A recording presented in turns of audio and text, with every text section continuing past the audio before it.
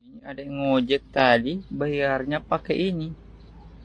Ongkirnya 10.000, malah dia bayar pakai 5.000 rupiah sama uang Arab Saudi.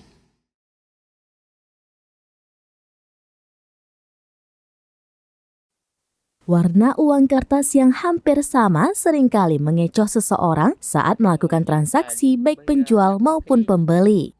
Misalnya seperti cetakan uang Rp50.000 yang berwarna biru sekilas sangat mirip dengan pecahan uang Rp2.000 emisi baru.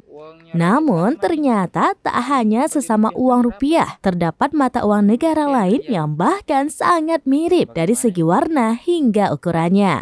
Hal tersebut tentu saja dapat membuat seseorang keliru saat melakukan transaksi pembayaran. Seperti dialami oleh seorang tukang ojek pada video yang diunggah akun TikTok @afta_family yang satu ini. Dalam video tersebut, seorang pria di Kabupaten Banggai, Sulawesi Tengah yang berprofesi sebagai driver ojol menunjukkan 2 lembar uang kertas yang diberikan oleh penumpang yang baru saja ia antar. Ia menyebutkan seharusnya ongkos ojek penumpang tersebut adalah Rp10.000.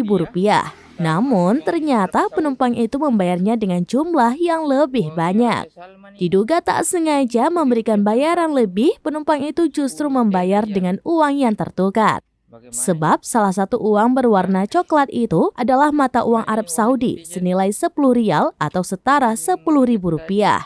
Bak ketiban rezeki nomplok, driver ojol itu secara tak sengaja mendapat bayaran dengan total Rp45.000 yang seharusnya hanya dibayar Rp10.000. Sontak video kekeliruan seorang penumpang yang membayar driver ojol dengan mata uang rial itu menuai beragam komentar dari netizen. Bahkan, seorang netizen mengatakan sang driver ojol mendapatkan bayaran dengan mata uang rial merupakan pertanda bahwa kemungkinan ia akan umroh dalam waktu dekat. Salman ini kalau dirupiahkan berapa ini? 10 rial.